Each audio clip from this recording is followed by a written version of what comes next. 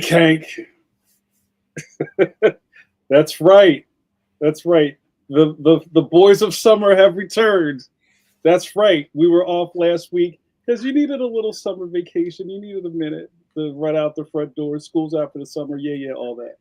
But back to attention, you guys. If you see these three wise men on your video scope, that means a couple things. One, it must be Wednesday. Two, it must be 8 p.m. EST. And three, that means it's pinch me, I must be dreaming time. Guys, welcome back to Pencil to Pencil, your favorite expert salesman. Did you say MRSA?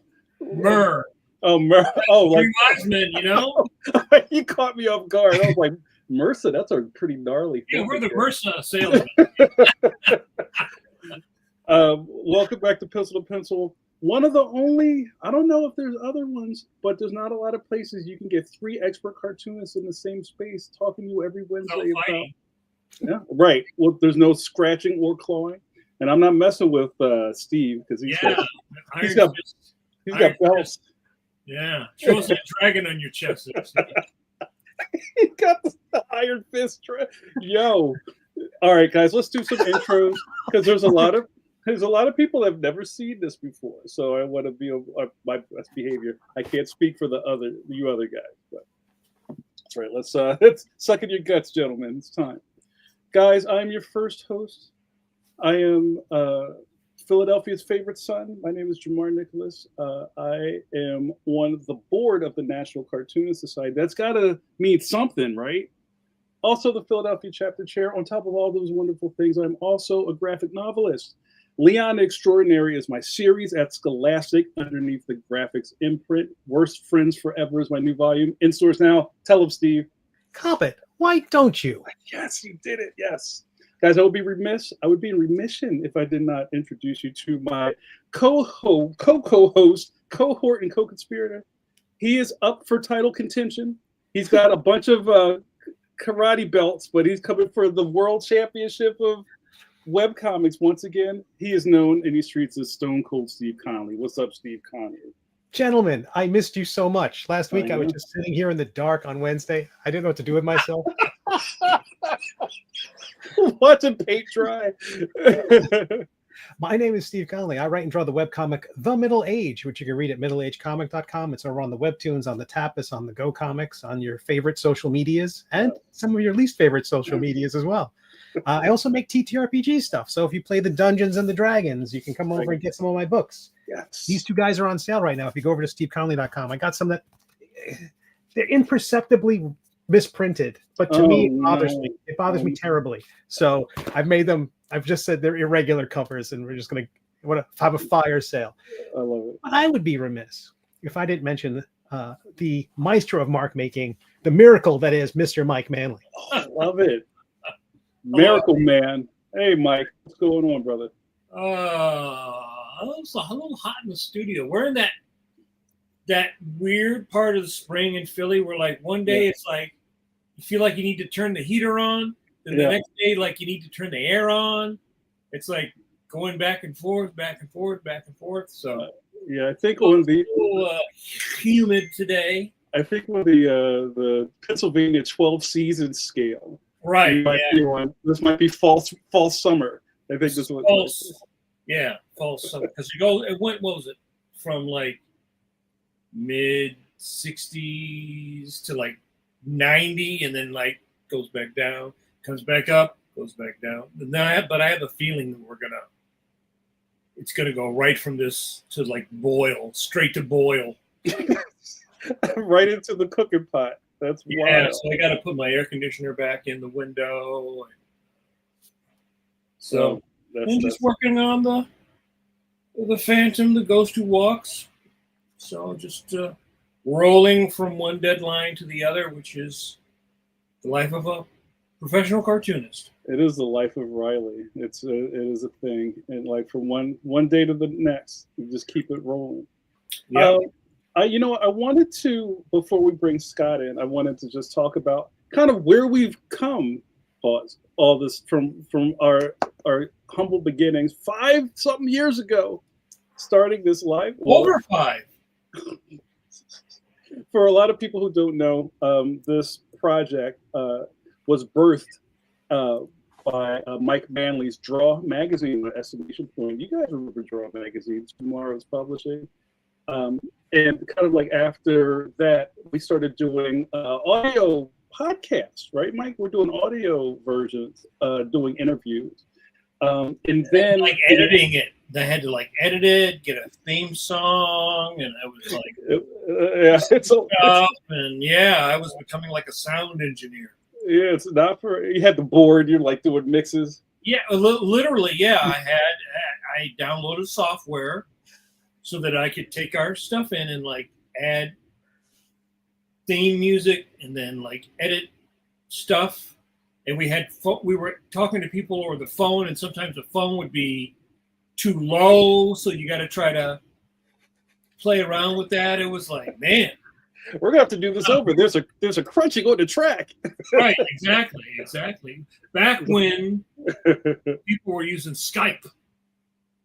Yeah, like no one talks about Skype at all anymore. Yeah, Microsoft killed it like a month ago. Oh, where they dropped the elbow on it for real? Yeah, I didn't know that. Wow. Yeah. Skype is gone. Yeah. Well, from that transition, it all happened really fast, like from Skype into other kind of like nebulous places we were trying to do recording, because it wasn't easy to do that stuff back then. And just the advent of how kind of like more user-friendly live streaming became, and also bandwidth speeds and all that kind of stuff, we were able to kind of bring this into the fifth dimension. So at one point, at the beginning of this, it was myself, Mike, and our good buddy Brett Blevins. Shout out to Brett. And then it was Mike and I. We were kind of holding it down for most of the pandemic, you and I, Mike. And then we brought in the cleaner, Steve. Yeah. Like Star Wars, you were waiting for special effects technology to catch up to construct me. That's right. That's great. And then we brought Steve Conley in, and Conley's always been in the background. Conley designed all the pencil-to-pencil assets. That great logo you see is all Steve's hand. And it was just a really great fit. So when we had Scott on the first time, it was just Mike and I believe. And there was a point in time where Scott was kind of on the promo tour for his feature Animal Crackers, which was on Netflix for a time. I don't know if it's still on there. Scott will have to tell us. And some time has passed. And as us growing and living, breathing cartoonists do, we are always adapting, evolving. Like sharks, we never sleep. We're always swimming. And Scott's got a whole new thing to talk about tonight. So we wanted to catch up with him. He's got some stuff to talk about. And I will be honest, I didn't know that Scott was the king of YouTube. So that's great. Maybe he could give us some tips. So I think we wasted enough time. I think we're just going to go right into this because there's a lot of new people in the chat. I'm very excited that you're here. Scott, prepare for rendering. Guys, welcome back to Pencil to Pencil, our best bud, Scott Christian Sava. Tick, tick, tick, tick, tick. Ping! Scott, you've been rendered. It's good to be rendered. Well, not everyone can be rendered. I'm going to turn this. We got some new tech going on. So this like Guitar Hero scroll in the corner, I'm going to turn that off so we can see Mike's face. Guys, hang out in the chat. Please make some noise, ask some questions, and we will get started. Scott, how have you been, my friend? I'm doing good. Thanks for having me on. I am curious to see if Steve has those little anchors tattoos on his arm like Popeye, though. So yeah, but I'm doing really good, and I am not a king of anything, but YouTube has been good to me. Pish posh, pish posh. YouTube is like the king of all media right now. I've been reading a lot about that. Like, it's the #1 channel above everything else. More people watch YouTube than anything else. And Disney, Netflix. They have 20 million uploads a day. That's crazy. A day. And so the fact that anybody is even able to find my videos is a miracle. So how many stickers are they buying a day? Yeah. And that's crazy. Yeah, unfortunately, they're allowing a lot of AI, and so that's, I think, what's flooding it. You know, it sounds great for them to go, yeah, we have 20 million, yeah, but if 50% of it is AI slop, Right. it doesn't really do anything for you. But it seems like you have the perfect demeanor and skill set for a YouTube channel. You have I totally didn't Really? 5 years ago. Really? I know. When after Animal Crackers, we were in the pandemic, and I got onto TikTok, and I was like, oh God, it's got to be video. I draw. I don't, like I'll paint, but what am I going to do with video? And so I just used the time lapse feature on my iPhone to just record me I was doing like a painting a day, and I would write quarantine day 37, quarantine day 38. And I was just doing whatever pop culture. I did everything from Fozzie Bear to Michael Jackson to whatever. And I did that for maybe 3 months. And then I think I just decided, because I was on TikTok and I was seeing some other creators, I decided to paint, or I think I just did a drawing of Santa Claus. There was Santa Claus. He had 4 million followers, verified and everything. And I thought, well, I'll just do a little drawing of Santa Claus. And I tagged him in it, and he reached out to me, and we became friends. We started talking. He says, I love what you're doing. He says, but he says, the audience needs to see you. They need to hear your story. And I'm like, well, you can't argue with a verified 4 million follower Santa Claus on TikTok. He obviously knows what he's doing. So it took a little courage to get, a little building up my courage, but I finally got in front of the camera, and I mumbled my way through a couple videos, but they started to do well, and people started to ask me questions. And I think from there, I just started to say, this is what I need to do. I think it was the questions that got me. It was, is tracing cheating? Is digital really art? And it was just questions that I thought initially, well, no. But then I thought, well, they're asking me for a reason. These are young artists that want to know from an older person, and an older artist. And there's my wife. He did not have a demeanor. Thanks, dear. But I think it was, there was a moment where I said, what if that was my kids asking me that question? I would patiently and compassionately answer it. And so I started to just kind of put together the persona, if you want to say, of who I would present myself as, and kind of worked at it for the last 5 years. So this did not come naturally, Steve, not at all. It was a lot of work. Was it finding, how close is that persona to you? How is that? I mean, I don't know if that's a fair question to even. Oh, it is. Right. It is. It's I think the thing that I love the most about YouTube and social media is it has allowed me to become me. I'm able to explore who I am and talk about the things that mean things to me, and over the course of 3 years ago. So during that 5 years, I was diagnosed as autistic, and so then it's been 3 years of me understanding that. I've learned where my place is as an artist in the world, where I am as a human being in the world, as a neurodivergent person. And I've done all of that publicly to a point. And I think it's been the most authentic me possible. I think through a lot of therapy, I've learned that who I've been for the first, say, 53 years, I'm 56 now, was somebody masking someone trying to fit in. And now I'm able to slowly kind of pull some of that apart and find out what I really want, the kind of person that I really want to be. I mean, I don't walk around with a nice shirt and a hat all the time, but now, like, at least when I leave the house, I do. And it's like, whereas we'll say maybe 10 years ago, I was just wearing t-shirts and shorts, and this has become part of who I am, and I'm happy about it. That's your alter ego, your Superman to your Clark Kent. Yeah. and it's they're slowly merging. So that's the thing is there's no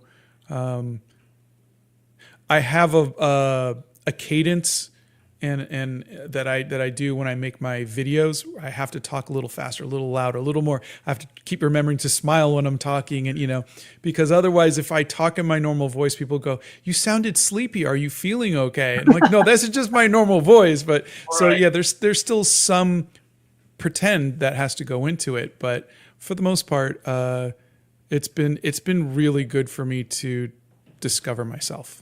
I was going to say, you are, I don't know how many people I know now who over the age of 50 have been diagnosed as being, autistic or ADHD or ADHD, and it's how does that make you feel in your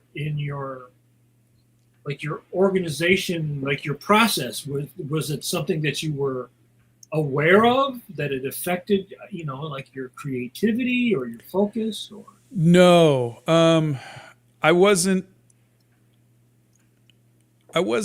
shocked, but I wasn't knowledgeable enough about it to go, yeah, I expected that. I really didn't know much about autism or ADHD. I really did it because a younger family member was diagnosed and they weren't happy about it. And I was just, well, I do the same stuff, oh yeah, well then you get yourself tested. So I kind of did it on a dare, just to help a family member. And so I wasn't expecting that. I really wasn't. But it's been the therapy and the speaking to other.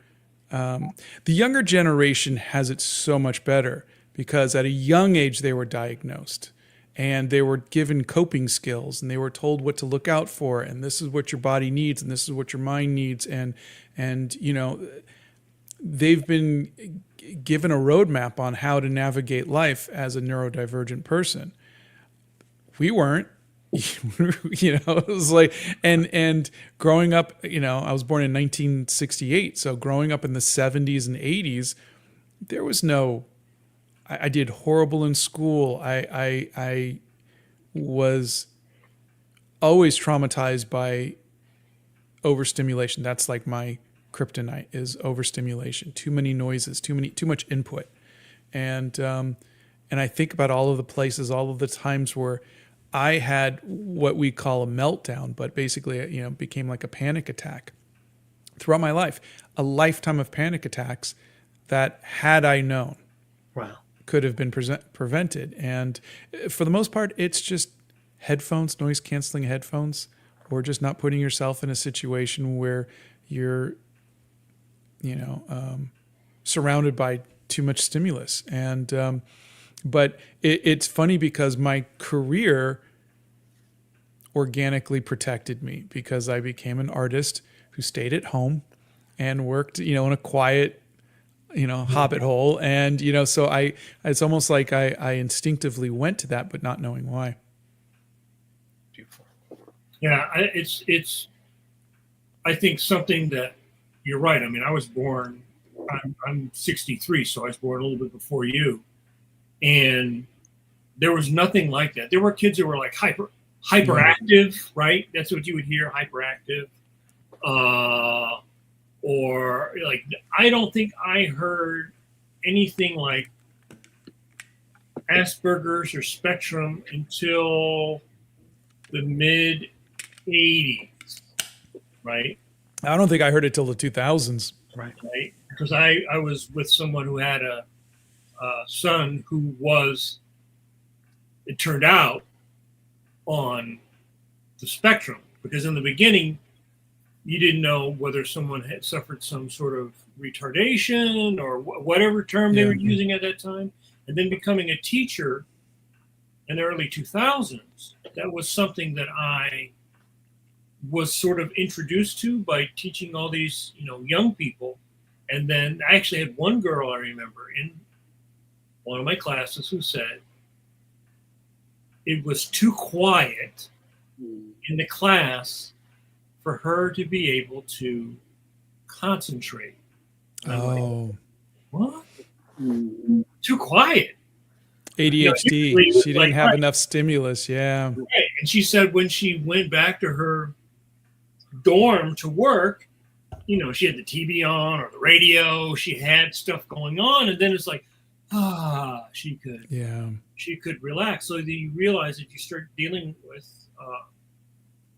I have a lot of, and I taught a high school class for about 10 years. A lot of neurodivergent, a lot of people on the spectrum, and it's a very, very wide spectrum of a lot of artists, a lot of young people are. So I think it's almost sort of like not. It's weird if you're not somewhere. Because they diagnosed me as being ADHD. I think when I was a kid, I didn't find that out actually till well into my 50s. My parents told me that. Really? Yeah. So you were diagnosed, and then your parents hid it from you? I think what happened was I was diagnosed. They put me on Ritalin.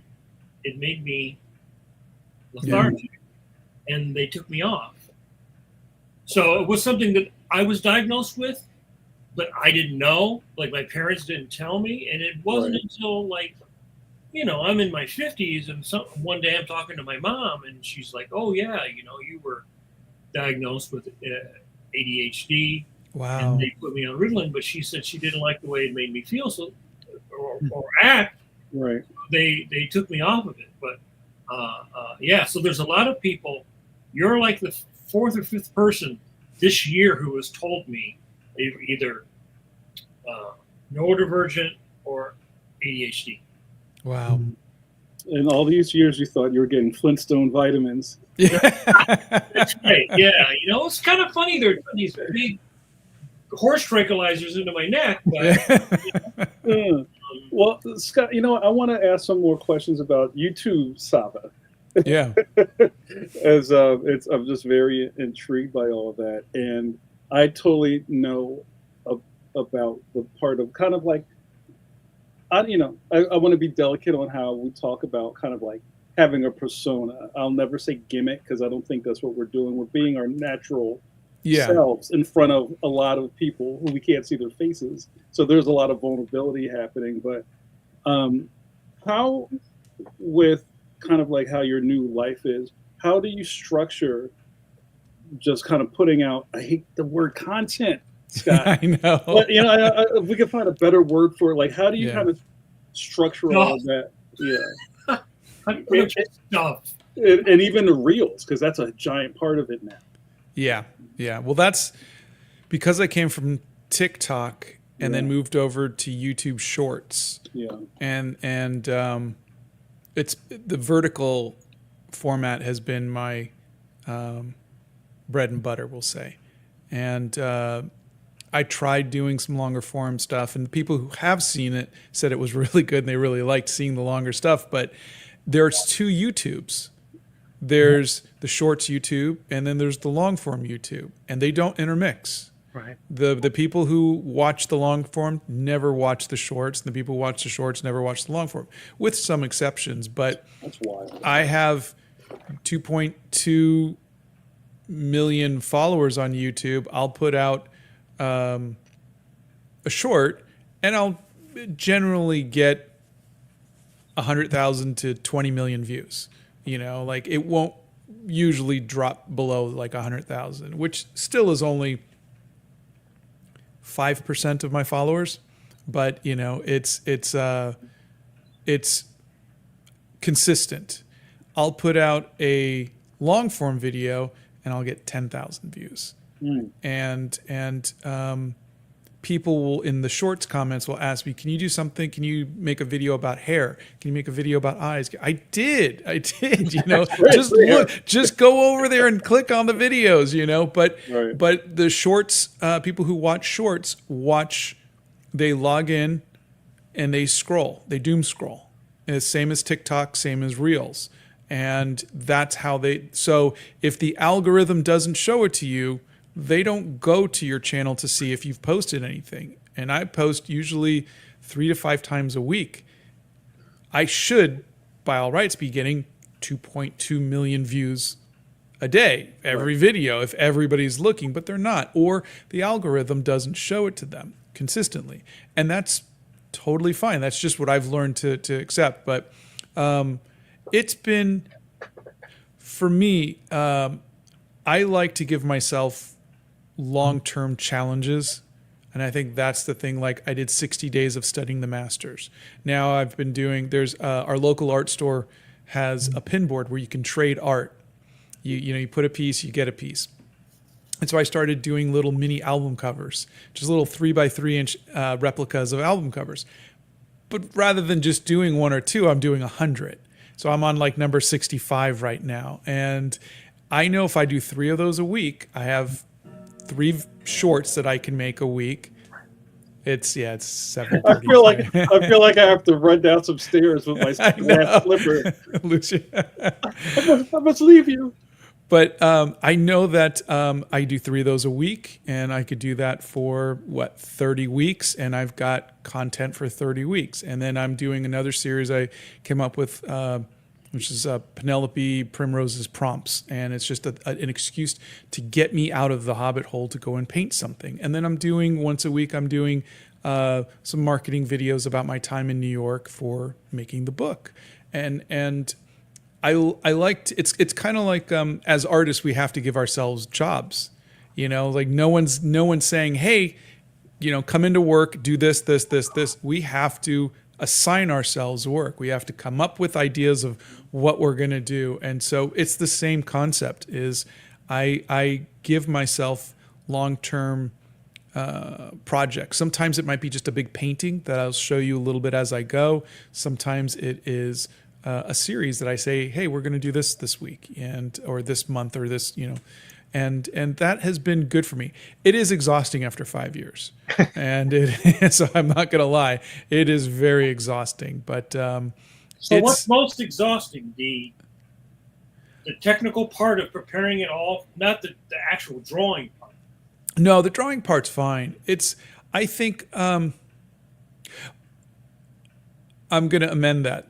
There is some parts of the drawing part that is because I've made over 1,500 videos, and I think I've drawn every celebrity, movie star, you know, Hollywood character, and there's only so many times you could do that.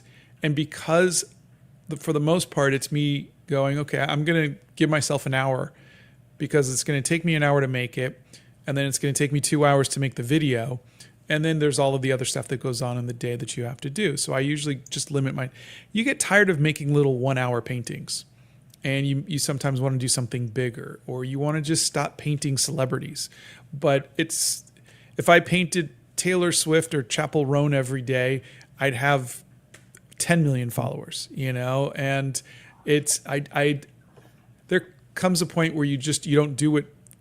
Like I never did it for the followers. I did it because at first I was just curious, and then there's a lot of people asking real questions, and I think I could answer that. But it is easier to answer it by showing, and so you kind of show as you go. But the other part is, I think the monotony of, if I say I'm going to do 100 album covers, of, you know, knowing every week I've got to do 3 more of those little album covers, and the editing part is not always as fun. And then there's, you put it out there and you don't know how they're going to do. You don't know what the algorithm's going to choose to make popular or not. And sometimes you really you either tell a story or make a piece of art that you're really proud of, and then it just doesn't go anywhere. And Right. you just, I really wish someone could see that. And, but yeah, so there's all of that. But I think the most of it is, after 5 years, you run out of things to say, and I'm starting to see myself repeating myself from time to time, and I'm told that's not a bad thing. I'm told, well, you have new followers, Right. but it's still it's It's a million more followers since when you said it last, right? yeah, Right. yeah, I mean, that happens as a teacher, right? Yeah. As a teacher, every year you get a new crop of people, right? Yeah. And you repeat the same. In general, my experience was that I repeated the same. You know, you have your lesson plan, but in general, you're talking about the same 10 things, let's say, right? The same 10 major drawing problems that just about everybody starting out has, right? So if you have somebody that's second year or third year or fourth year in your class, you know, you're going to talk about those principles, but maybe from a slightly different angle, because everybody's a little different, right? Everybody's in a different spot, but it's always new to somebody. And even if it's not new, I think restating a principle is important because it kind of snaps back into people's minds. Unless you're a professional, you're a professional, so you're doing it every day. So those principles are getting baked into your head every time you sit down to do it. But somebody who does it on the weekends or every once in a while or starting out, it's not lodged in there yet. yeah. I think there's a part of me that wants to grow and bring people along for the growth as I experience new things, as I talk about new things. To me, that's interesting. But yeah, you know, the most asked question is, how do you draw faces?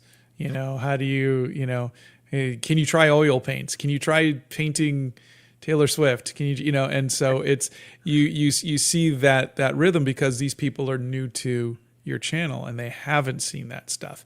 The good thing about like a YouTube is I could say, I did. Here's a link.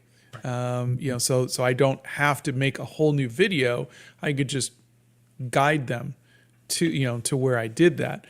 But I think that's just one of my character flaws is I don't like to be in the same place spiritually or emotionally or in my journey. I don't like to be stuck. So I want to know that I'm a better person tomorrow than I was today. I want to know that I've learned something, that I've grown a little bit. And so I think repeating myself and doing the same stuff, I feel like I'm not moving in any way. And so I think there's that conflict that I'm having with myself as well. Scott, I'm sorry, Steve. No. I'm going to break the seal on the chat. I'm going to start off with the first question of the night. Goes to, you know and love him, Notorious JRD asks, Scott, after 5 years, can you paint without also having to think about making it a literal production? Yes. There's been a couple times where I've painted either out or whatnot, but I'm not that I like it, but I'm so used to having a camera right here by my face, recording what I'm doing. Mm-hmm. And I think I don't like, what if this is a really nice piece? This would make a great story, And so I've given myself the grace to every once in a while go sit somewhere and paint and not record it, but it's rare. Very rare. Right. As I'm sure you get into that mindset, it's like every moment I have to figure out a way to document it. At least that's maybe the most spiritual way of saying it. I need to document. And it's hard thinking that everything and it's not everything I do. Like, you know, I don't let people into my private life, but it's hard thinking that everything I do artistically has to be documented. Anytime I pick up a pencil or a paintbrush, I have to turn that camera on. And it's you know, you have those conversations with yourself. You're like, God, I don't want to do this. I just want to have this for myself. And then you go, but I'm here in a hobbit hole painting, and there are nearly 4 million people across my socials who might get something out of this. And you start to tell yourself that this is not just mine anymore. You know, it's something bigger than that. And I think that happened when I hit 1 million followers. Was you have a platform now. Yeah. You have a megaphone. And what are you going to do with that? I didn't want it. I didn't seek it out, but here it is. And now I have 4 million followers, and I have to talk about world events. I have to talk about kindness and empathy and trying to make the world a better place, because now I've been given a megaphone. I'm not just going to sit there and say, hey, everybody, look at me, look at my art. I mean, that's what got me here, so I still have to include it, but it's like there was a shift. There was a shift and a responsibility, and I don't take it lightly. And so I usually have those battles with what I want and then what I feel is asked of me. Well, you know, not everyone who has a large following would feel any particular responsibility, right, to enlighten anyone, you know. And I would also think that having something for yourself that's just you is also important, because I think any musician or, you know, anybody who's very creative also has to have something just for them, because I know artists who are very successful, and it always kind of was weird to me that they're really good, but they only perform for money. Yeah. They never do anything just for, so many people I'll ask, do you have a sketchbook? Do you ever, you know? Nope. Yeah. Nope. If you give them a script or you give them a job, you give them a deadline, they will sit down and do it. And I was a lot like that when I was younger, but now I do a lot of stuff for me because I realize that it's important to feed me. I can't just feed all this other stuff or just make a living, because I think you end up being lopsided. Yeah. I mentioned that in the book, and I also have mentioned it on my channel, which is, if art is your passion and you have the ability, because a lot of people are wondering what they're going to do as a career. If you have any other skill, do that skill and keep art as your passion, because once it becomes your full-time job, it's every time you pick up the paintbrush, every time you do that, you think, how can I make money with that? And that is so draining on everything you do. And I had no other skills. I still don't. I have no other skills other than art. And if I could be an accountant, or if I could be something else to where I can go and make a good living and provide for my family, and then make art because it makes me happy, that would be such a blessing. You know, it would be such a boon. I mean, I love being a professional artist, but it's draining. You know, I look at the amount of hours I put into a painting, and then I made $45 in ad revenue on the video for it or something. And, you know, you sell 12 posters or whatever it might be. And you go, gosh, You know, I could have made so much more money, and I wouldn't have felt so bad about it because I really like the painting, but I feel bad because it didn't perform. It didn't provide for my family. It didn't get the reception that I wanted to. It's very important. And I think young people have it. People coming up now have that more than us because we formed before that whole sphere of social media. So it's like, yeah, you had the experience of you create something, you put it up, you really like it. You put it up and it's okay. Yeah. And then you put something else up and you go like, I don't think it's oh my God, it's magnificent. Why did I totally jacks your head around because you're going, well, this other thing I feel like I grew or I'm really proud of, and people like, you know. And then they chase after the things that people gave them the praise for. So even though it's not something that they like, they wind up doing stuff that in a style or the subject matter or a medium that got like realism is like, people think it's a magic trick. Oh my God, it's realistic. That's the best art I've ever seen. You know, and you do something with Impressionism or Art Nouveau or anything like that, and they're like, oh yeah, that's like, but it's not as good as this guy. Look, it looks like a photograph. It's like, I did that back in high school. That's like one of the first things you learn to do is copy a photo exactly like you see it.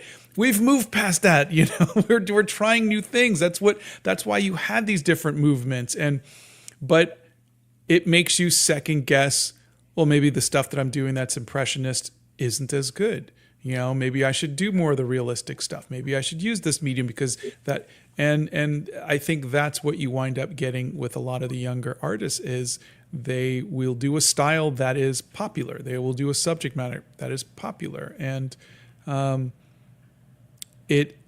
you lose that individuality that you get as an artist. You're not doing, because we all have these, we have our own influences, we have our own backstories, we have our own techniques, we have everything that makes us uniquely ours, makes our art uniquely ours, and then we throw it away to just be popular.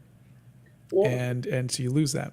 Scott, well, that's a great question. I mean, it's considering your sphere of influence, and dare I say that you were a YouTuber? I don't know how you feel like that. Is that going to make My son calls me that just to tease me. Yeah. Oh, you're just a YouTuber. You're just a YouTuber. You need an energy drink now. We're gonna have Sava Light and a bunch of different flavors. Well, as I walk out the room after he says that, I said, "Don't forget to like and subscribe."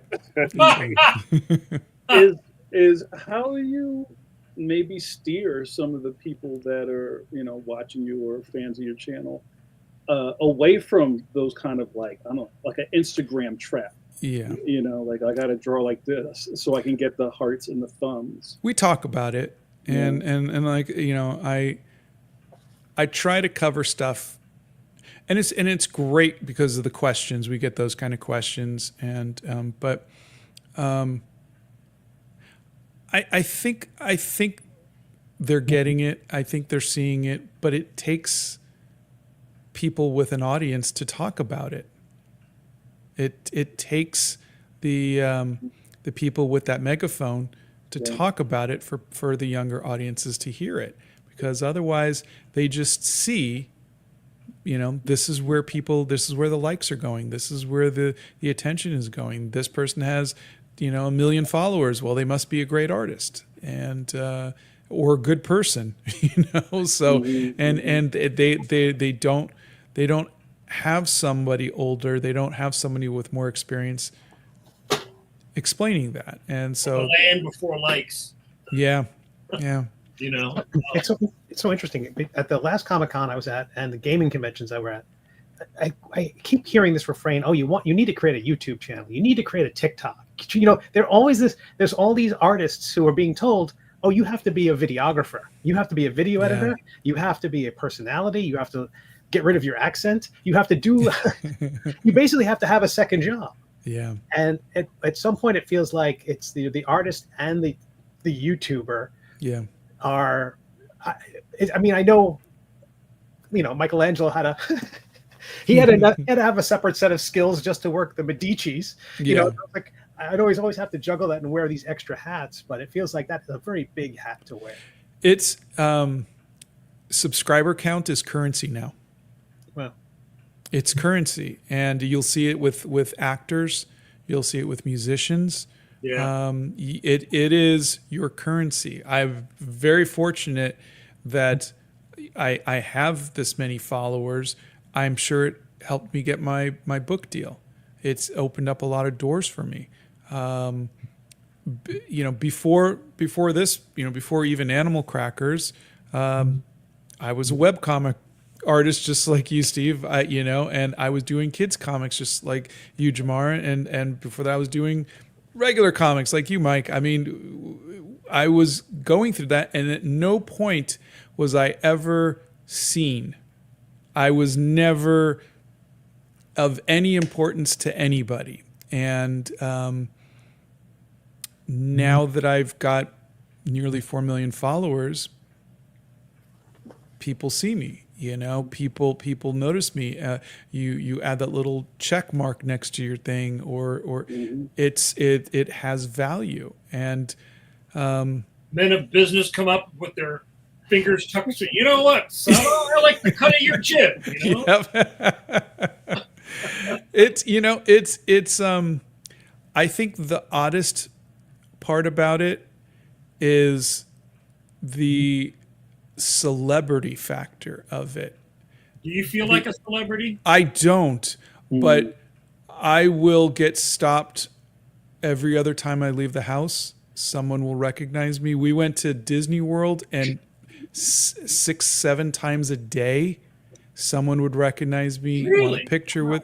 It was real. I carry these little cards with me to give out, and on the inside it's an apology for if I was in any way awkward, because I'm not used to it. And but everybody, if someone recognized me, it means that they watch my content.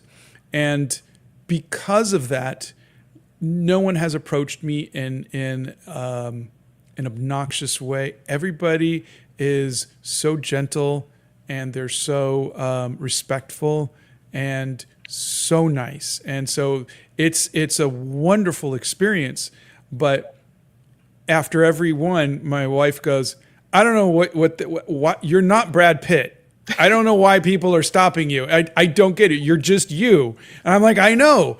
But to this generation, YouTube is celebrity. And it's very hard for someone of my age to comprehend that. And so that's, I think, the weirdest part about it. Well, Scott, speaking of that, you just got cursed. Oh, hey, Scott. You're remiss. smart to follow Donna. That's right. But she's no Brad Pitt either, though. Hey, Scott, how are you? So you know what? I know we need to talk about your new book, but I want to make sure that we close the loop on Animal Crackers, because that was kind of the last time we saw you. Yeah. And I just, if the parts of it you don't really want to talk about or anything like that. There's nothing I don't want to talk about. Go for it. Well, I want to. When you were on last, we were promoting Animal Crackers. We've had the Netflix sizzle reel. It was really hot. Danny DeVito was talking. Yeah, it was real hot, and and kind of in this world we live in now, that things happen, and then they're not happening. Yeah, and you're on to something else. So I just kind of want to maybe have an exit interview with you about that whole experience. Yeah, and kind of where it put you in the seat you're in now.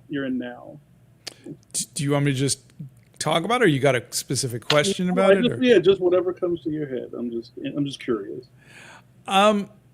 It was the making of the movie was fantastic. Mm-hmm. Meeting all the actors, getting to work with Queen and Huey Lewis in the News, and Howard Jones and Toad the Wet Sprocket, and that was wonderful. The distribution part was horrible. So we had so many bad actors who promised and then didn't fulfill, and then we had just some bad stuff. Netflix, it was a great experience. You know, they didn't do much, but you know, the film did really well. It was the #1 animated film of the summer, thanks in no small part to the fact that there was a global pandemic and there was no competition of movies coming out, animated movies. But it was a really wonderful thing. It helped that it was good and had the best lineup of voice talent. I don't think there's ever been an animated movie that's had a more stellar lineup. It felt like it's a mad world of of animation. Absolutely. You know, yeah. It was, but it was that was all Jamie Thomason, our casting director. I mean, he was a miracle worker. But yeah, I for a long time, Donna and I wanted to make another movie. It was such a wonderful experience. We didn't like the 3 years that the film sat, from one production company or one distributor to another. But we loved making the movie. We loved that experience. And we knew that everything we learned on the first film would make the second film that much better. But as the years keep going and going and going, and promises made, contracts signed, and then promises broken, we've kind of realized that might not be where we're supposed to be. And that's, I guess, the closing of that chapter is we don't control. There's things you just can't control in life. And I didn't want a second movie bad enough to go out and just lift every rock and try to find investors or sell my soul to a studio or something like that. I didn't want it bad enough. I thought it would be fun to do again, but I didn't want it that bad. And so it just hasn't happened. A lot of things changed too in that time where Netflix kind of got out of doing their own animation. Yeah. And the whole business is, I just Zoomed with a group of folks last week. One of the guys works at Disney, and Disney's new thing is making YouTubes, 15, 20 second, 1 minute, 2 minute, short minute things. They realize that is where viewers are headed, not network TV, not long form TV. The young people, like my niece, she's 13 going on 14. That's what they want to watch. Something funny. Watch something funny. Watch something funny. Yeah. Watch something funny. They don't want to see, an hour, and then I gotta pay really attention to this because if I don't, I can't follow the thread of the plot. So the big corporations realize they're going to be they got to go where the audience is. Yeah. So we're sort of raising a whole army, a whole universe of people who are trained to like something for about 1 minute. Yeah. Literally, yeah. And then after that, that's good. No, I don't need to see a 2 hour, 3 hour Ridley Scott movie. I don't need to see Battleship Potemkin. Right? And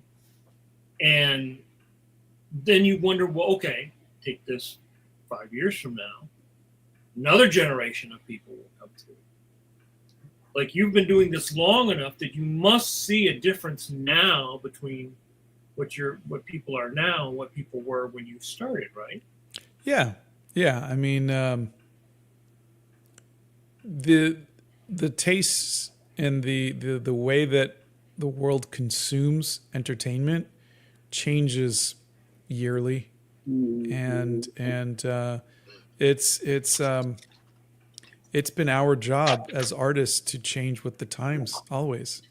I mean, my first job while I was in college was doing 16-bit animation for a Sega Genesis, and then I was a game designer for arcade games, and then I was doing Star Trek covers for Malibu Comics, and then animation for Casper the Friendly Ghost and Power Rangers, and then I got to do Spider-Man in 2000, and then and then doing the web comic for 13 years, and it just constantly evolving, from video games to animation to comic books to web comics to writing and directing a film, and then now I'm a YouTuber. And I think that is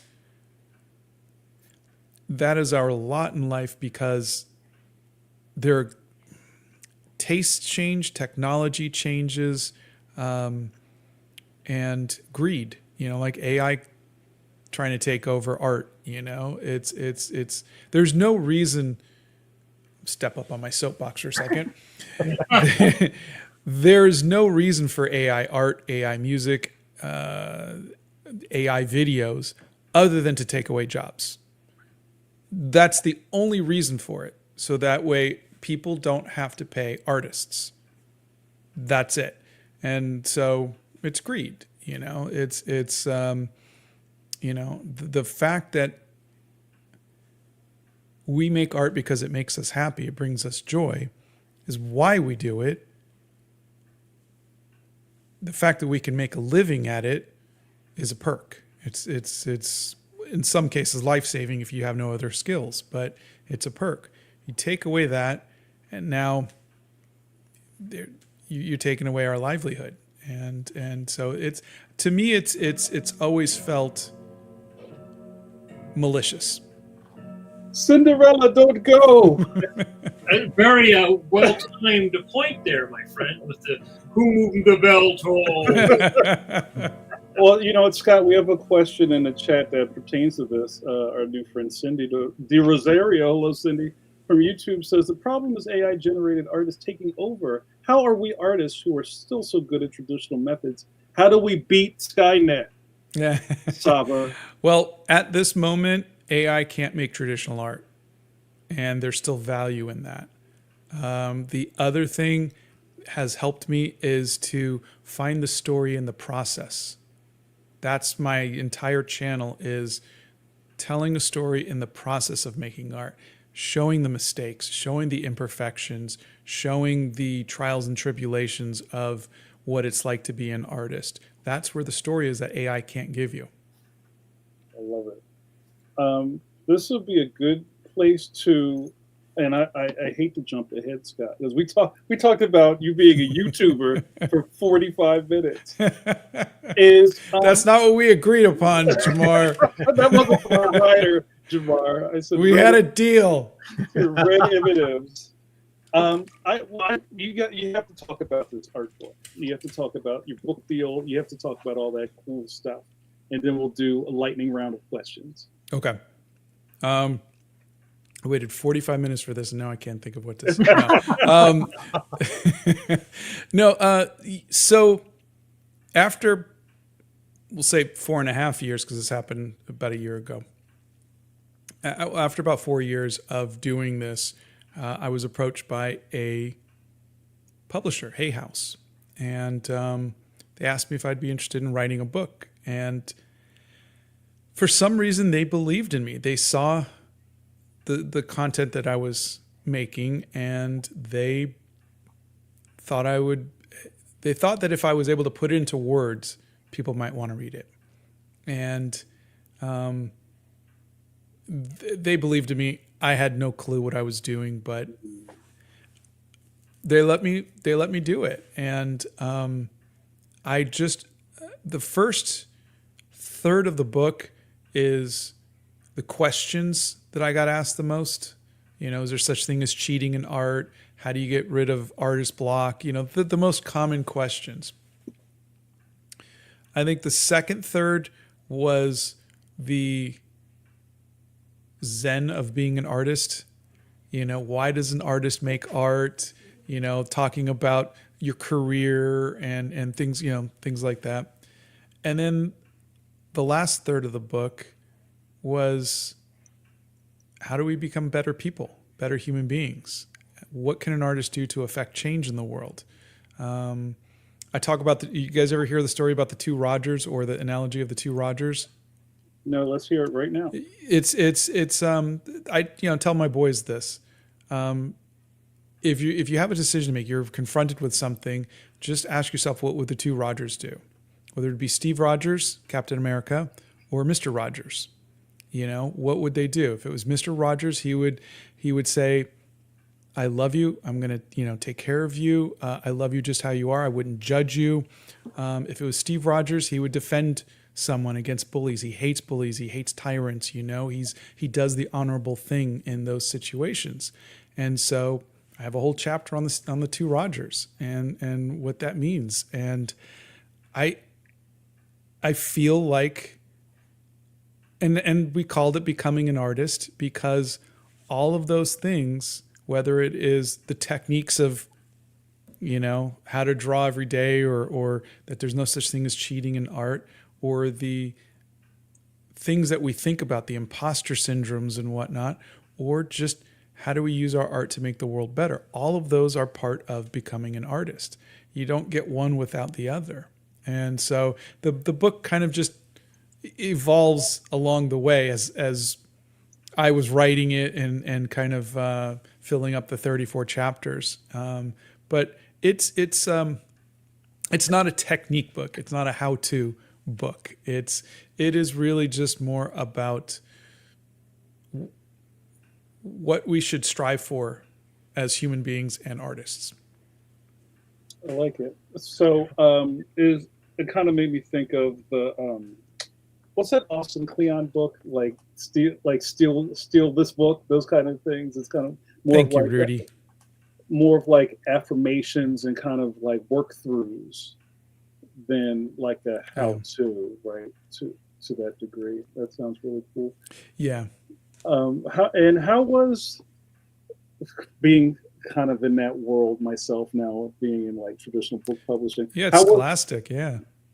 How was the process bringing this all together? Like, were you agented, if I could ask, and all that other kind of stuff? No, they just reached out. Yeah, they just reached out to me, and I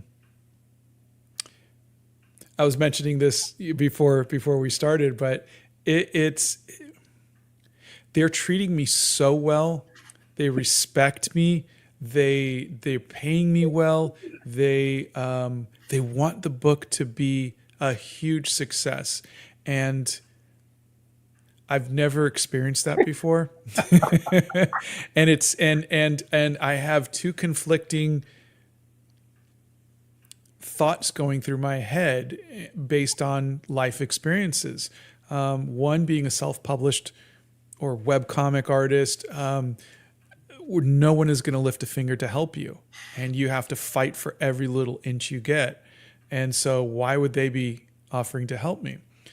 And the other is the Hollywood side, which everybody tells you they love you. Everybody promises you the world, and no one ever does it. And so being confronted with people who are saying, we want you to succeed. We're going to help you succeed. We think this book is going to do really well, and we want to see it change a lot of people's lives, and then actually put the effort into it, put their money where their mouth is. I told them last week, because the book right now is, for the most part, in English-speaking countries. I mean, it can be bought worldwide, but it's going to be mostly in English-speaking countries. And we were on a call, and I said, my second largest fan base is India. I don't know why, but 11% of my YouTube followers are from India. Now that's 250,000 people. I don't know if that helps you, but it'd be nice if they could get the book too. Literally the next week, I got a call from them saying, hey, we spoke to our publisher in India, and day and date, they're going to have your book in India ready for everybody there. I've never experienced anything like that. I mean, I don't know how to react to that. So 4 months of follow-up emails trying to get someone to talk about it, right? Yeah. And it's just that we were talking when we were at the initial stage of last summer talking about the book, and they were saying they wanted 50, 60 new pieces of art to be in the book. I was like, okay, I did a bunch of different drawings and like, what theme is the book going to have as far as art goes? I did fantasy, I did this, I did that, or whatever. And they said, we really like your sketchbooks, your travel journal. Mm-hmm. And I was like, okay, well, do you want me to just go around Nashville and paint? And they're in Brooklyn, and they said, it'd be really nice if you can come out to New York. And I was like, okay, let me see if I can come and spend a week in New York. And they said, oh no, we'll pay for it. We'll pay. And they paid for everything. And I'm not used to this. I'm not used to people being nice to me. I'm used to people being nice to me, but not actually doing it. They're being nice to me and actually doing it. And so I think that has been such an I don't want to be disappointed again. So I still have my guard up, and I probably will until the book comes out. Right. Like if the book does really well and they go, would you like to make another book? I'm going to go, can I trust you? Are you? Yeah, I think I'll still have my guard up. Was there ever a moment it was going to be a graphic novel? No, this was their idea. So I had I was making YouTube videos. I didn't think, this would make a good book. Right. It's just, I've never been, thanks, Mixology. I loved painting the Washington Square. It was funny. I did not know why it was called Washington Square Park until I was painting it. And I realized I was painting George Washington. Like, why are all these W's here? And, but yeah. Wow, that's fantastic. And that's kind of been my experience so far with Scholastic. It's just kind of like, and maybe that's the comics part of us, our makeup. We're so used to getting kicked in the face that when somebody stops kicking you in the face, you're like, this is nice. Yeah. I'm not getting kicked in the face. You're right. Yes. Yeah. So, all right, that was great. We're going to talk a little bit more about your book, but I want to prepare you, Scott. We're about to enter danger zone. Let me find the thing. All right, this is Steve's segment. This is called Ka-Chow, the lightning round. Question Palooza time. We have been banking questions since the beginning of the live stream, and we're going to rapid fire through these, and Steve is going to guide you. Steve, you have the floor. All right. This is going to go great. We're starting off with our heavy hitter, JRD. Scott, from games to graphic novels to films, how has your writing method and routine changed since you started Dreamland Chronicles? You're a great webcomic. Yeah, thanks. I've learned, you know what it is? I think I'm a better writer now because I've had to learn how to edit 1-minute videos. Learning to tell a story in 1 minute is so challenging. And when you're doing a Dreamland was like 2,400 pages over 13, 14 years. You take your time. You're going a page a day and there's no rush and whatnot. When you have to tell a story beginning, middle, and end, you have to capture people's attention in under a minute. It teaches you things. And I think I've become a better writer. It was funny because during the whole process of writing the book, they kept saying, can you expand on that? Because I was getting right to the point. There was no fat in that book. And I finished the book at 30,000 words and they needed it at 50,000 words. And so it was like, can you expand on that? Can you just describe this a little bit? But you get to become a better storyteller when you have those limitations. And I think those limitations it made me a better writer. That's fantastic. Thanks for the question, JRD. This question was asked, it was answered in the chat, but I think it's worth hearing out loud from Art by Anna on YouTube. When is Becoming an Artist coming out? November 25th, the week of Thanksgiving. Isn't that absurd? Like, they're like, oh yeah, Black Friday sounds like a good day to release this person who's never written a book, right? And so, do you see what I'm saying? Do you see how absurd this is? Why are they doing this to me? Fantastic. Thank you for the question, Art by Anna. We got a question from Zarlin. Hopefully I'm pronouncing that correctly on YouTube. If you do book signings, do you have any plans if you'd go out of state? And if so, what states would you go to for those signings? I think right now we have a friend in North Carolina who has a bookstore or works at a bookstore. So we were thinking of there. Possibly California. I might go do the Academy of Art in San Francisco. I reached out to them. But honestly, I think if a bookstore, said, hey, we want to do a book signing, and it looked like they would, get enough pre-sales or whatever to have us come out and do it, I would get in the car and drive. I think I want to experience it.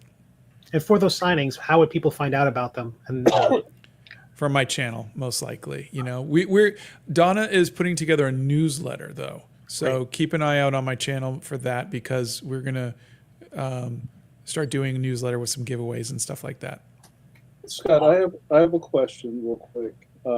With your publisher, do you have any like marketing support? Like, do you have a publicist or anything like that will help push some of these opportunities in front of you? I don't know. Right now, there's no publicist, but the head of marketing has been talking to me, and even better. I'm told they're very good, and so forth. But they're talking about getting me on some like larger podcasts and whatnot, and doing things like that. But Joe Rogan. Here's the plot twist. Your platform is bigger than all of those places they try to get you with. On YouTube, which is funny. Yeah, it's going to be interesting. I'm going to do everything that they throw at me within, just because I want to experience everything, and I want to make sure that because they're being so nice to me that I don't do anything. I want to make sure that I do everything I can to make it a success. Thank you. I didn't mean to derail. Steve, go ahead. Oh, no. You're the conductor of this train. Zarlin, thank you for the question. Michael on YouTube.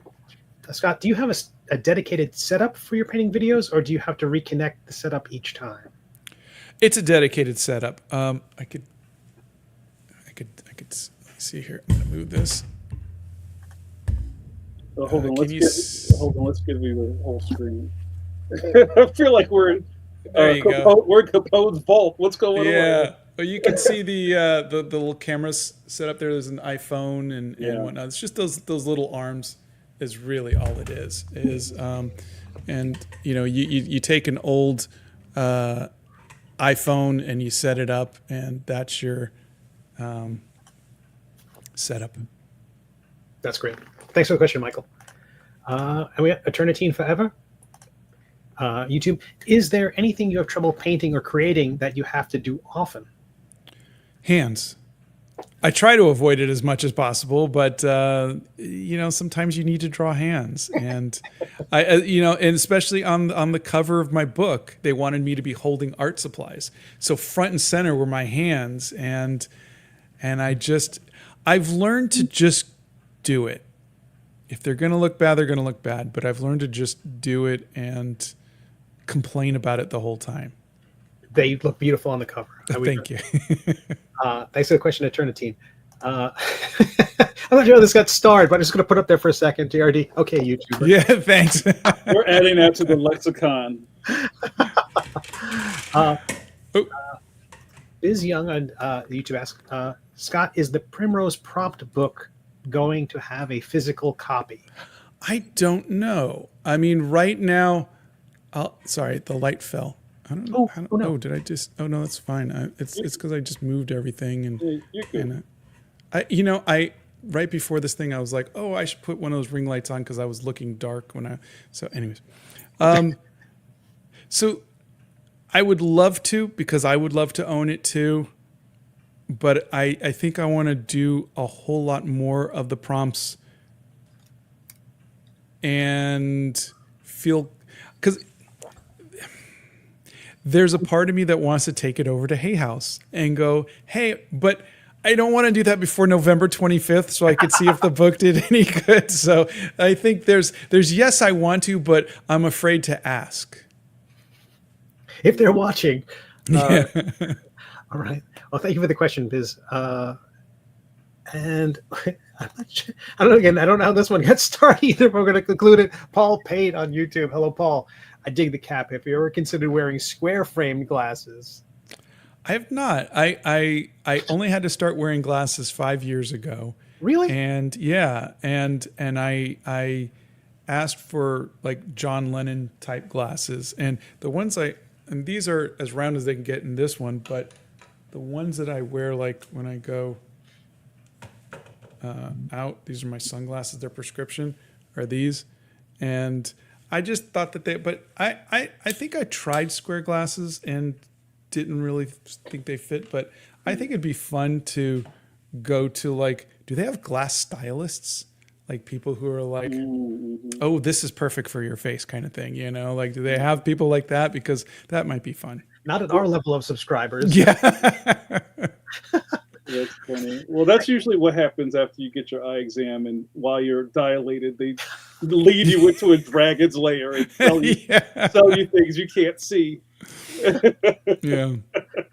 Go ahead. Thank you for that question, Jerry, Paul. And our last question, JRD, from the lightning round. All right, Scott. Animal Crackers was amazing. Everyone agrees. Thank you.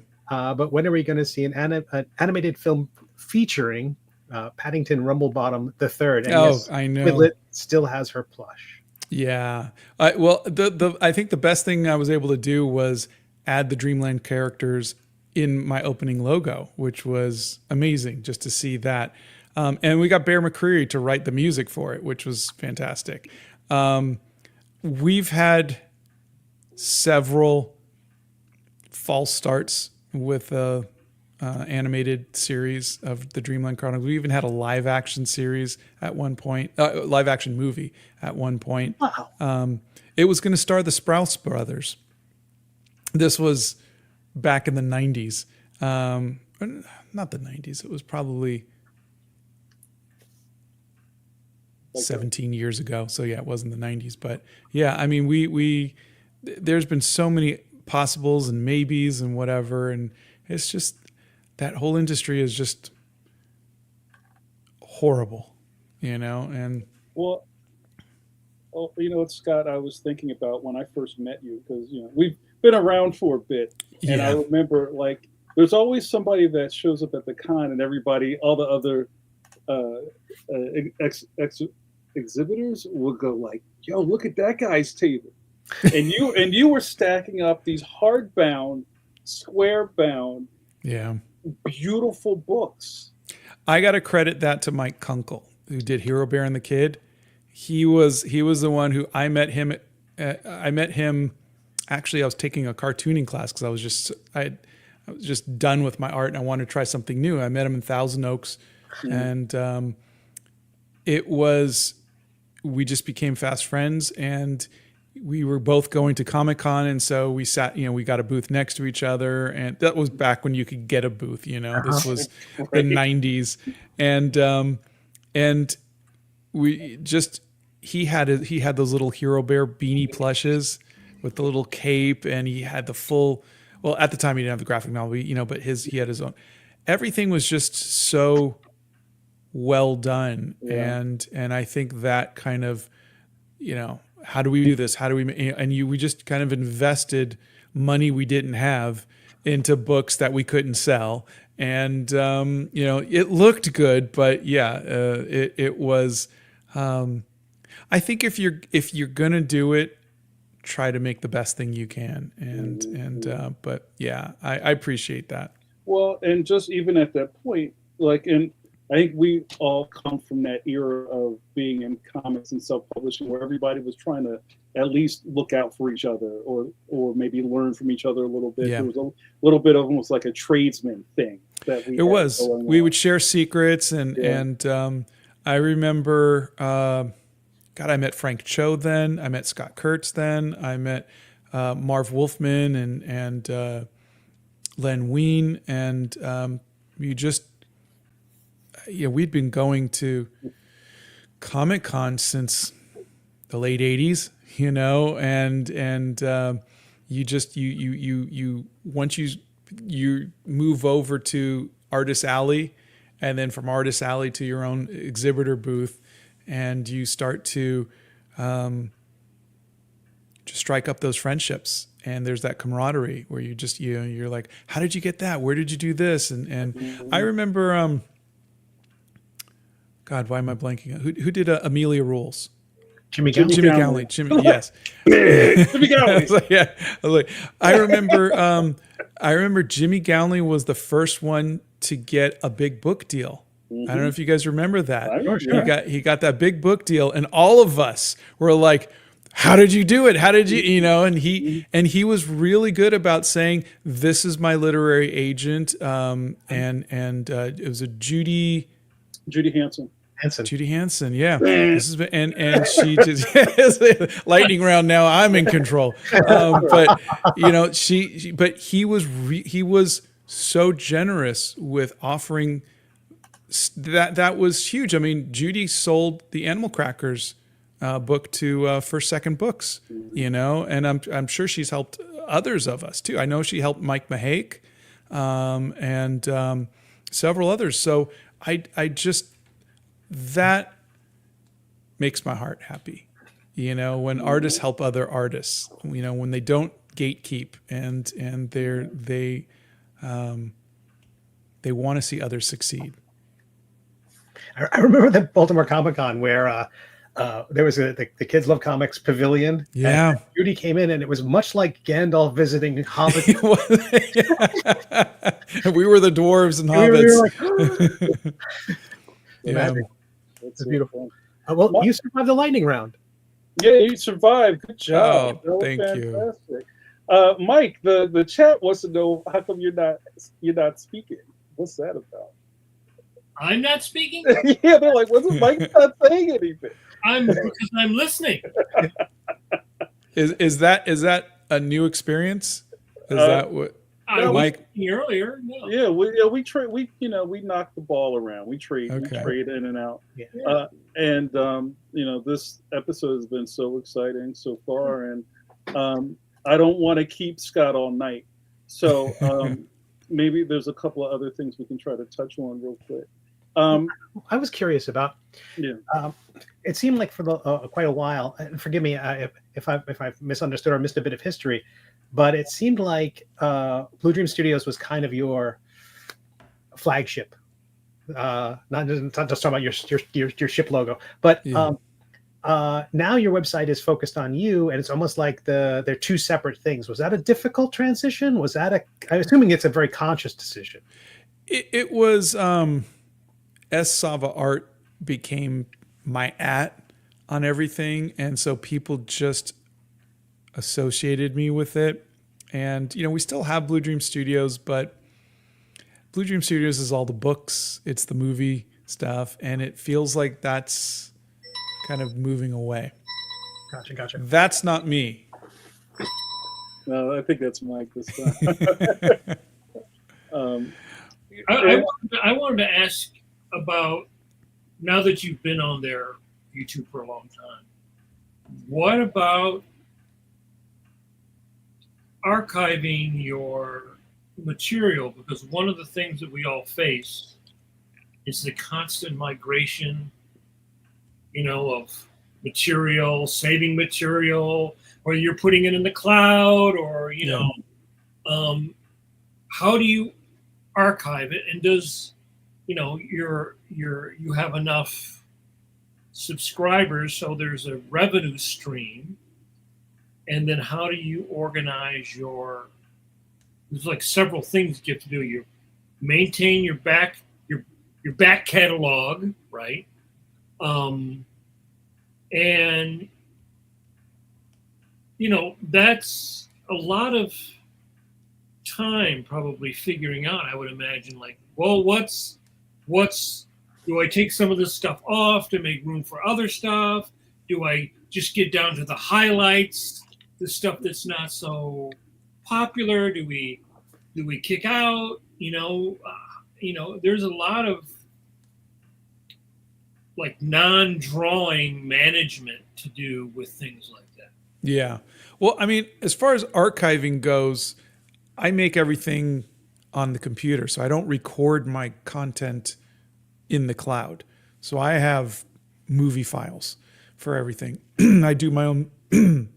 I put edit in my own music, not my own music, but I edit in music, and I do my own closed captioning. So I have the finished piece on a hard drive, and I've got those backed up. But as far as the catalogs, I don't take anything down because YouTube is evergreen, and I have videos from 2022 that are still getting 30,000 views a day. Beautiful. And so it's that crazy thing. It's kind of like reruns. Last year, I was just so burnt out that I was just like, I'm just going to do summer reruns. And I just was posting old videos, and I was posting the ones that had 20 million, 19 million views, and they were getting millions of views. It's just like something about those clicks with the algorithm. And if I was to post that every year, they're going to get those views. And I just don't want to keep doing that. But the algorithm is going to keep showing the stuff it likes, and it'll show the older stuff. And people, again, like when someone says, hey, have you drawn Taylor Swift? I can go, here's a link. So I don't have to redo one. I can just go, here's when I did it. And I think that's Right. the nice thing is the archive factor. I don't hide anything. That's fantastic. And then how do you back up your stuff at home? Do you put it in the cloud? Do you? No. I mean, I have the videos on Dropbox so I can access them from anywhere, but they're all on a hard drive, and that's good. And then I've got It eats up a lot of space. terabytes of space, but that's I spend $300 a year on these little. I'll show you. Shout out to Drobo. These little things. Right. Oh, wow. I think this is 4 or 5 terabytes. That's crazy. You That used know? that used to be a whole room supercomputer. Yep. And it's just and so I've got a whole bunch of them. I've got 2022, 2023. Donna prints out those little label maker things, and I just slap them on there. And so whenever I go, I remember I did that video, and I want to get that clip. I'll go, okay, that was from 2022, and I grab it, and I can just access it and do it. But And yeah, what is your software you use for editing? Adobe Premiere. Okay. I'd like to move over to. I downloaded. Where is it? I downloaded that one. There's like a free editing software that I was going to try, but I just haven't had the nerve to do it yet. Because I'm tired of paying $50 a month. I remember when you used to buy Photoshop or Premiere, and then you would use it until there were so many good updates that you wanted to get the newer one, and then you would go and spend $300 to buy the new one. I don't like spending $600 a year, and they're adding in AI and they're adding in stuff that I don't need all of these things. I'm still using all of just the same tools that I was using 3 years ago. Hey, if that CS still spins, I say it's still good, right? Yeah. And that's always been a thing with, especially as cartoonists, is like, hey, if it works, I'm not messing with it. Yeah. Yeah, that's the bane of our existence, is updating something in the middle of a project. I love it. That's brilliant. Well, so now where you are with your career, is there something that you would, this might be in the book, something you would tell that Scott Sava setting up at San Diego Comic-Con in 1988 or whatever? You know, career-wise, I wouldn't say anything. I think I would explain to him about the autism, and I would explain to him about being kinder. I think the younger me was still rough around the edges, we'll say.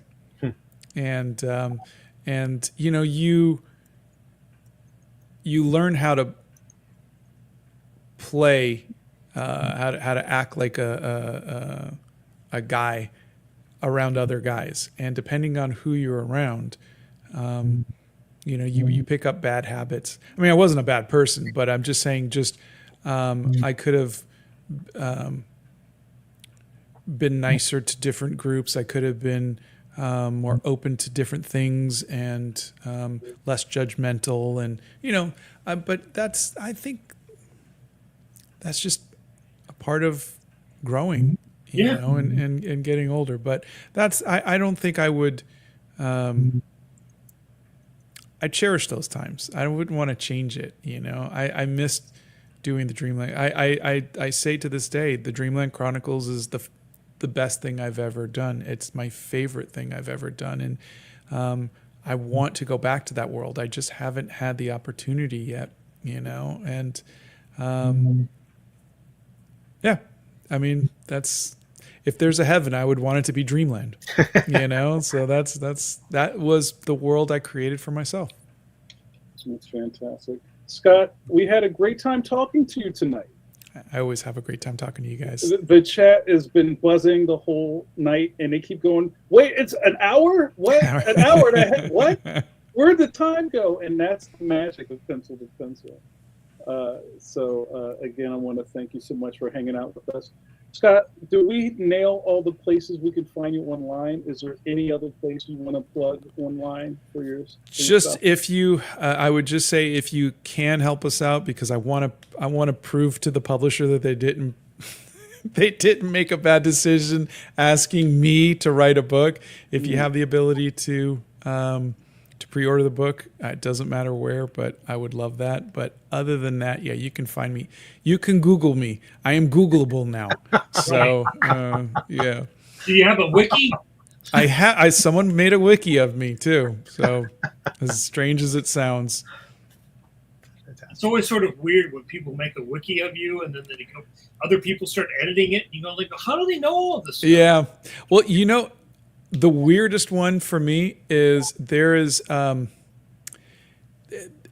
like a psychology thing where you like it tells your personality trait, like IMJP, something like that, like a bunch of different letters, and they have famous artists, and then I'm there, and it's people friendly arguing what kind of person I am psychologically, you know, and just so that one was kind of weird. Like I actually was like, I've got to jump in here and say, hey, this is me, and you know, I find this fascinating, but I don't understand it. And, oh no, you're totally this, and you're totally okay. But yeah, that one's, they know me better than me. That's fantastic. This hasn't happened in a while, but I think Jamar may have misclicked. He clicked himself out. Yeah. Oh, There here he goes. I paid the bill, I swear. I figured it was your dog saying it's time to go. You went past the time. He just pulled the plug out the wall. Those poodles are smart. But yeah, I hope I didn't miss anything. I know we're trying to wrap you up. We're all here, good. Scott. But Scott, you know, talking about the old times and talking about like those early meetings of kindred spirits, and you've always been one of my favorite people because of this genuineness that we're talking about. And we've been in the business long enough to know that not everybody shares this. Yeah. You know, there's a lot of scum buckets out there. Let's call it what it is. But, you know, I think the genuine people find each other, and that's where the community happens. So, Scott, I'm so glad that we're able to spotlight you and check in with you every so often. So thank you so much for being Thanks here. for having me, guys. I had such a good time. Thank you so much. So let's wrap this up, guys. Thank you so much for hanging out with us tonight. You might have heard this a couple of times already. We do this every week. it's not the Scott Sava show, and then we go off and we never come back. We're here every week, and we hope that Scott starts hanging out in the chat, because we have a superstar chat. There's always some pros hanging out in the chat.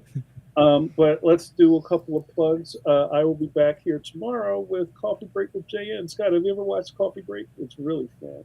No, I'll check it out. Yeah, that's when you get to hang out with me and watch me drink a cup of coffee and run my mouth. That'll be here tomorrow at 9 p.m. EST. It's got its own community and its own language. It's very fun. And we will be back here next Wednesday with, I have no idea yet, but you'll be the first to know when it happens. So thank you to my co-hosts, Mike and Steve. We're going to say goodnight to Scott. But Scott, you've watched this show before. You know how we get out of here, right? We're all going to move into your hobbit hole, because I think that's where Sanctuary lives.